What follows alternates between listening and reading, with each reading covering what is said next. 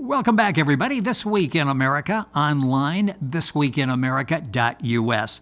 New from acclaimed author Patricia A. Thorpe, the Canada Goslings, Lilly and Scooter, A Lesson Learned. This interesting juvenile fiction book lets kids enjoy reading and assist them in learning an important life lesson: never give up. Patricia knows the magic of children's books, buying many when her sons were young children, using them as learning methods, finding books to help her sons learn their ABCs, simple math calculation, the importance of the golden rule, lessons from Aesop's fables.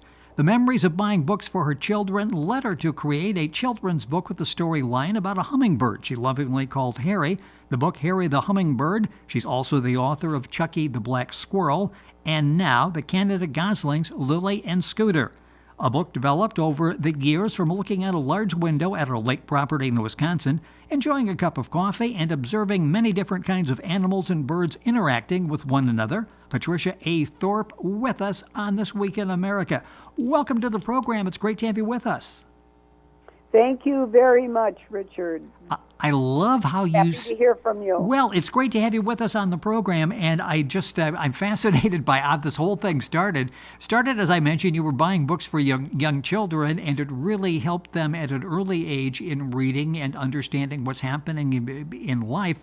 But also what you're sitting looking at the window, and I can picture this in Wisconsin. There's no better place to be in the summer than in Wisconsin. This really had an impact on you and eventually led you to writing the series, didn't it? Yes, it did. The decision really to write books was a very difficult one. I realized I didn't know anything about publishing a book. My working experience was totally different. But when it came time to find a publisher, it was kind of scary and time-consuming. But I felt my books had a special message that possibly would help children learn great lessons in sharing, in bullying, and never giving up when attempting to accomplish a goal, and perhaps enjoy reading the book as well. You know, it's interesting. You also have a lesson in that explanation for aspiring authors as well. There's the creative style, the creative part of it where you sit down and you develop a story and you write that story. Then the business side of that, as you found out, it's like, okay, I've written the story. Now what? Because you've got to market it and get it out there, get it published, and get it in the hands of people so it's appreciated.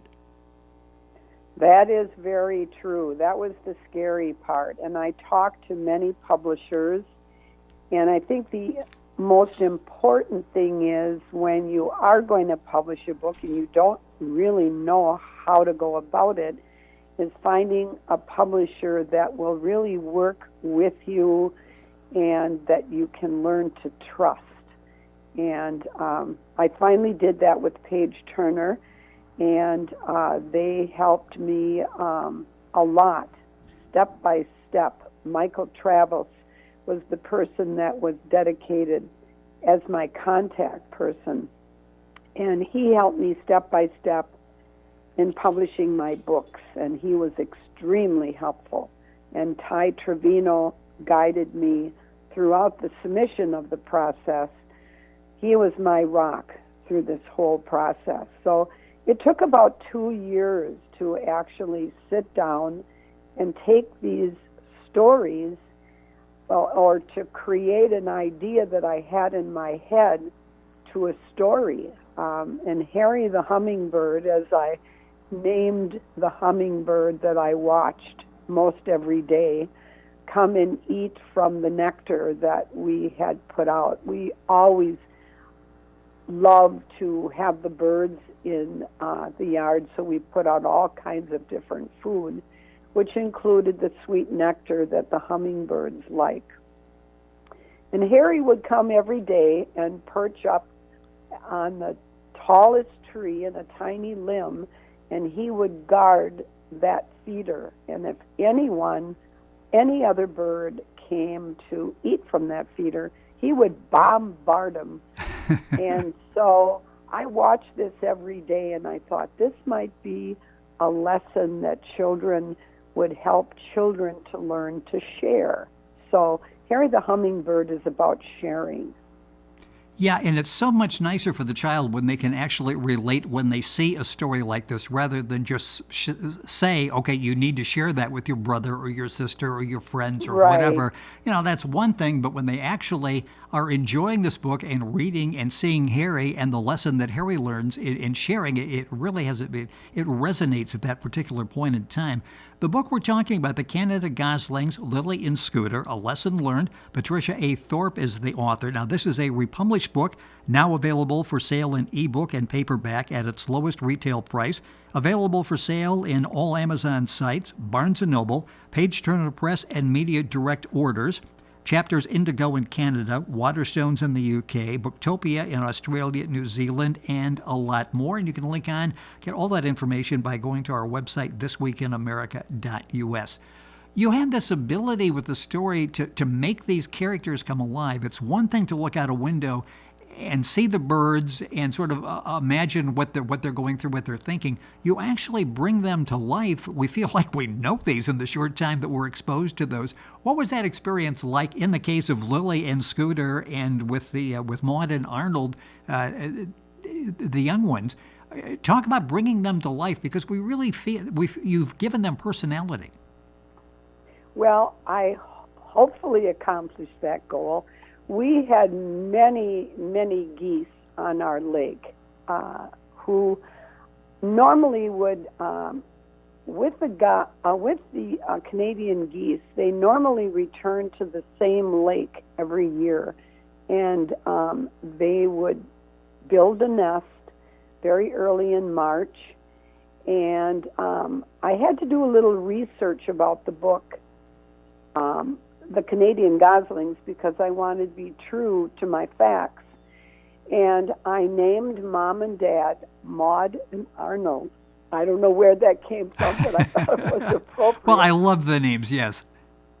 And then, of course, after after the eggs hatched, within 24 hours, the little goslings learned to walk, swim, and feed. And as they grow up, while the mother and father is molting the old feathers and replacing them with new ones, which will allow them to fly south for the winter, all of the goslings are learning how to fly. And this actually happened. I would watch in the afternoon, about 2 o'clock in the afternoon.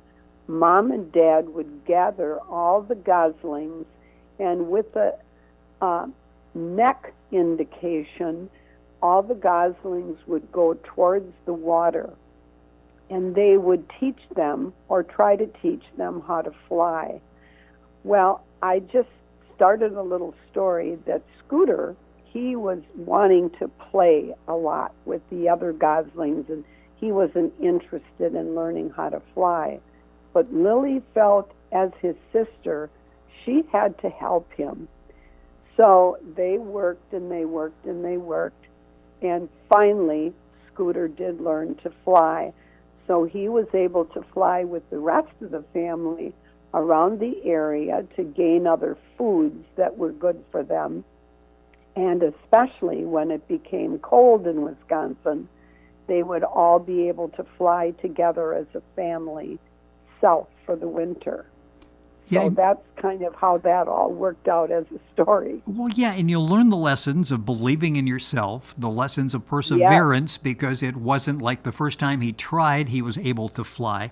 And then it's interesting, you take that a step further. Scooter learns how to fly. We're all excited, but then he's realizing, okay, I have to land now, too. He had to learn how to land as well as fly. Yes, they take off from the water into midair, and then as they're flying, they have to come down to the water again to feed, and so they have to learn how to land on the water from midair. And this was very interesting to watch them, how they trained. Mom and Dad, Maud and Arnold, trained all the little goslings how to fly. Did you ever think... think... there's so many... Excuse me? No, go ahead. There's so many lessons in life, like little girls learning to dance, or little boys learning to ice skate, to play soccer, to play hockey or to play soccer. So you don't learn this overnight, and you have to just stay with the program and keep learning every day and become better and better at what you're trying to achieve in life. And that's a goal that you want to achieve. The book and it may be different for everybody. Yeah, and that comes across as you're reading the book. So many different stories, and it's all very entertaining, very well presented, beautifully illustrated. Talk about that, because it's one thing in your mind, but to actually be able to have it illustrated. So as you're reading the book, you're following the story, and you have the visuals right in front of you. You know Lilly and Scooter. You know what they look like.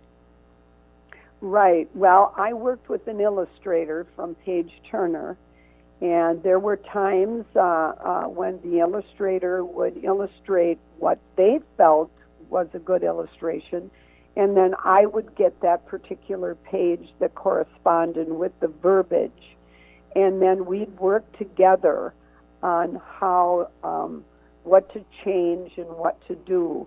And I had a very good illustrator with Page Turner, and so we worked on all of these little goslings as they were fluffy little yellow birds until they became to look like an adult. And there's a real art to that as well, literally, doing an illustration. And what it was so impressive in reading it, it doesn't overpower the story, it doesn't take over for the words, and it doesn't detract from the words either. It's just there in a true complement to the words that you have written. Well, thank you. That's what I tried to do. And children, this book is for children, probably maybe 4 to 7. And younger children like to look at the pictures. So that was very important, to have nice little pictures and pretty pictures in color for them to look at that corresponds with the verbiage on the page. And from an adult standpoint, in reading a book like this, any of your books to a child, there's so many different little stories that you can work into that as you're telling the story. That it mentioned Harry the Hummingbird. That book is still available. Of course, the book we're talking about, the Canada Goslings, as well. Chucky the Black Squirrel. This really has, and you touched on this in the beginning, this really has a very important message that you're delivering to the children, doesn't it? Yes, it does. As everybody knows, if you have children or grandchildren, there is so much bullying that is going on within our schools and on the streets. And I saw this. This is something that actually happened. I was having lunch one day, and I saw this black squirrel come into the yard.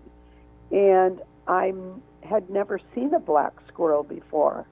But the farther north in Wisconsin you go, the black squirrel becomes more plentiful. And he was eating in the yard, just eating the little droppings from the birds. And all of a sudden, 4 gray squirrels came out of the woods and chased Chucky, as I lovingly named him, all over the yard. Chucky went under the porch, and they followed him. And then the story is actually what happened. He ran up the tree, and all the gray squirrels ran after him. Well, then he decided he was going to jump from one tree to the next, and he missed the limb, and he fell probably like 25 feet. And I was so worried about him, I wanted to go out there and help him. Yes. And my husband said, "You can't go out there, you can't go out there." So I watched him, and about 15 minutes later, he woke up, shook his head, and ran off. But I made the story. I have a son that's a psychologist, and he said, "Mom, you have to have positive endings." So I had, as Chucky woke up, all of the gray squirrels were around him. And Chucky says, "Why were you chasing me and bullying me?" And the gray squirrel said, "Because we had never seen anyone that looked like we did, but was a different color. And Chucky said, well, could we all be friends if we got to know one another? And they agreed that they would play together and eat together and climb up trees together, play hide and seek together. And they all became friends, even though they looked different from one another. What a great story. Some young child, 4 years old, reading Chucky the Black Squirrel. That may stick with them as they're going through situations of observing bullying, possibly being bullied themselves. But that story may stay with them and may change their attitude as they go into adulthood. I mean, that's just an amazing ending. The book is very entertaining and has stories like that. The one specifically we're talking about is the Canada Goslings. Patricia A. Thorpe is the author, our guest on the program. Her website is patriciathorpebooks.com. The book's available at the places I mentioned. I'll mention them again here in another minute. But primarily, if you go to pageturner.us in the bookstore, you'll be able to find all of the books, the Canadian Goslings, again, the one that we're talking about. As you were eating lunch in front of the window, as you were drinking coffee in front of the window, and spending time watching, observing, trying to make sense of nature, what was going on outside the window, did you have any idea at the time you were doing research for the book series? No, no, not really. No. I just started naming them, first of all the animals I started naming. Well, here's Maud and Arnold today teaching Lily and Scooter how to fly. And then all of a sudden I thought, gee, that would make a cute story and maybe a learning method for children. As I read books for my children, that is a very true story. When my first son started kindergarten, I bought a book about a little boy starting school and how he felt about it and the feelings that he had and how he was scared. But the more he went to school, the better he felt about it. So these little stories had a great impact on my children. And so hopefully these little books will have a good, positive impact on other children and grandchildren as well. And they will. Patricia A. Thorpe, our guest on the program. The book we're talking about is a republished book now available for sale in ebook and paperback at its lowest retail price. Available for sale in all Amazon sites, Barnes & Noble, Page Turner Press, and Media Direct orders. If you go to the bookstore, you will find information there. Chapters Indigo in Canada, Waterstones in the UK, Booktopia in Australia, New Zealand, and a lot more. Information at our website, thisweekinamerica.us. Okay, you can't stop now. You're really doing an excellent job. You're entertaining and informing a number of young children across the country. What are you working on? Do you have projects you're working on now? Not really. Well, get a cup of coffee and go to the window. Jeez. Just go to the window and start over again. Well, thanks for the encouragement. I really hope that you do, because these are excellently done. The book, the Canada Goslings, Lily and Scooter, A Lesson Learned, Patricia A. Thorpe, that's Thorpe. The website, patriciathorpebooks.com. And if you go to Page Turner, you'll get all the information, and you can link on to all of it at our website, thisweekinamerica.us. Patricia, it's been a pleasure having you on the program. Thank you so much. Excellent job. Keep up the good work. Love to have you back when you're ready with the next book. So put on a pot of coffee while you're still in Wisconsin during the summer. Spend some time in front of the window and share those stories with us. Okay, thank you very much, Rich. Thank you. It has been my pleasure having you on the program. The Canada Goslings, the name of the book we're talking about, Lily and Scooter, A Lesson Learned. You're listening to This Week in America, where you'll find information on Patricia's books you can link on directly at our website, thisweekinamerica.us. And we're back after these messages.